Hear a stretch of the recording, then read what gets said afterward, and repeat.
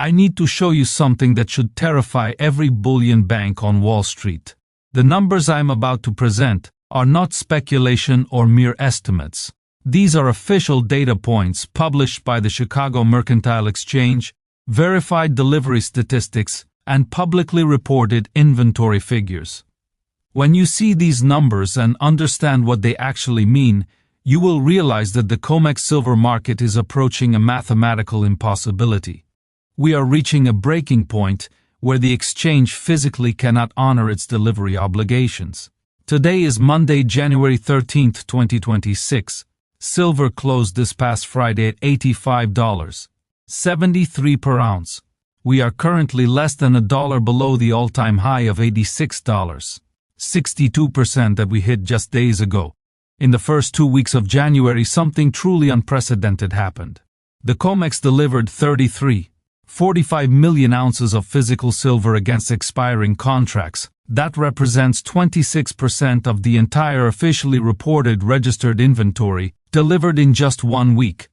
Let me repeat that for emphasis. In 7 days, the COMEX delivered more than 1/4 of its available silver. And we aren't even halfway through January yet. March, which is the largest delivery month of the year, is only 6 weeks away. The March contract currently has an open interest representing 57 million ounces. That is 4 times the total registered inventory. The math simply does not work. The COMEX cannot deliver 500 million ounces when they only have 127 million on the books. Even that 127 million figure is misleading. According to analysts who track warrant assignments and depository movements, the amount of truly available unencumbered silver in COMEX vaults right now is closer to 28 million ounces. Everything else is already spoken for, claimed, or allocated to banks and industrial users. So we aren't looking at 127 million ounces available. We are looking at 28 million ounces versus a demand of 57 million in March. That is a ratio of 18:1. That's 18 ounces demanded for every single ounce available. This is no longer just a squeeze. It is a mathematical certainty of failure. I'm going to show you the data and exactly what happens when an exchange cannot deliver. More importantly, I'll show you what you need to do in the next 6 weeks before this system breaks. Before we continue, I have a quick note for viewers who want to go deeper than the headlines. I've put together a short educational guide called the Silver Insider Toolkit. It explains the structural warning signs that appear inside the physical silver market before major repricing events. We cover things like COMEX inventory shifts, futures curve behavior, delivery stress, and government policy changes. It is the same framework I use to analyze these stories, and you can find the link in the description. Before I walk through the numbers, you need to understand what registered inventory actually means. The COMEX silver market has 2 categories, eligible and registered. Eligible silver is metal sitting in COMEX-approved warehouses, but it is not available for delivery against futures contracts. The owner has it stored there, but they haven't made it available to the exchange. Think of it like a car sitting in a parking lot. The car exists, but it isn't for sale. Registered silver, however, is metal specifically designated as available for delivery. The owner has told the exchange, this silver can be delivered to satisfy expiring contracts. This is your for-sale inventory. As of Friday, January 10th, the official CME warehouse report showed a total silver inventory of 474 million ounces. That sounds like a lot. But of those 474 million ounces, only 127 million are registered. The other 347 million ounces are eligible, meaning they are off limits for delivery. So, we have to focus on the 127 million, not the 474 million. The 127 million is the only number that matters, because that is your deliverable supply. But here is where it gets complicated. Just because silver is classified as registered doesn't mean it's actually free and clear. Much of that silver is already allocated. A bullion bank might have a warrant on it, or an industrial user may have already contracted for it. It is registered in a technical sense, but it isn't available in a practical sense. This is why analysts like David Jensen distinguish between reported registered and effective registered. Effective registered is the silver that is truly unclaimed and waiting for the next buyer. According to independent analysts tracking warrant activity and depository transfers, that effective inventory is approximately 28 million ounces. Now, I can't prove that number with 100% certainty because the COMEX doesn't publish warrant ownership data publicly, but we can infer it from delivery patterns. If 45 million ounces were delivered in the first week of January, but the reported registered inventory only dropped by 18 million, where did the other 15 million come from? It came from silver that was already allocated or spoken for, but technically stayed in the registered category until the very moment it walked out the door. The exchange counts it as available until it's gone, but in reality, it was never available to you. The exchange is essentially playing a shell game with inventory reporting. They are counting ounces that are already spoken for as if they are free and clear. This matters enormously when we look at March. If the true available inventory is 28 million, not 127 million, then March delivery demand doesn't just exceed supply by 4 times, it exceeds it by a factor of 18. That is the breaking point. Let's look at the January delivery data, because this is where the alarm bells are really ringing. The January 2026 contract is not even a major delivery month. Traditionally, January is a quiet period. The big months are March, May, July, September, and December. Yet, in just the first week of this month, the COMEX delivered 6,690 contracts. Since each contract represents 5,000 ounces, that is 3,345 million ounces delivered in 1 week. To put that in perspective, the entire month of December 2025 saw total deliveries of 41 million ounces. January, in just 7 days, delivered 81% of what December delivered in 31 days. The pace is accelerating during a month that is supposed to be slow. Why is this happening? It's because the people demanding physical metal do not trust that it will be there in March. They are taking delivery now while they still can. This is front-running the shortage. Smart money, industrial users, and bullion banks covering shorts are all grabbing metal now because they know the cupboard might be bare by March. When a non-major month sees record deliveries, it's a sign that participants have lost confidence in future supply. Now, let's look at the daily warehouse stock reports. On December 31, 2025, registered inventory stood at 145.2 million ounces. By January 9th, it had dropped to 127.1 million. That is an 18.1 million ounce decline. But again, if 45 million ounces were delivered, why did the count only drop by 18 million? Where are those other 15 million ounces? This is the smoking gun.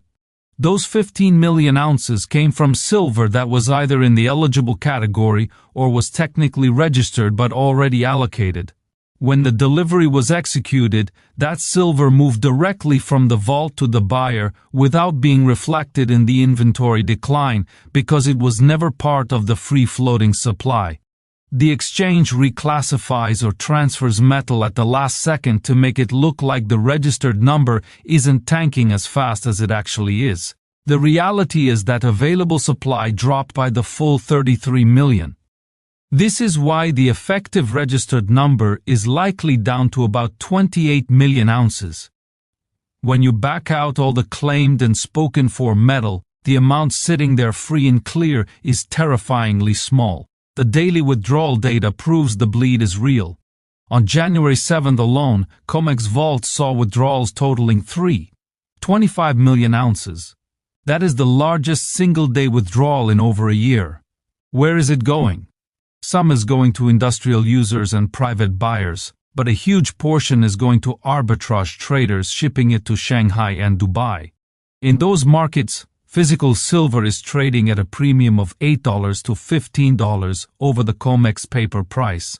We will talk about the Shanghai premium in a moment, but the point is, the vaults are bleeding out.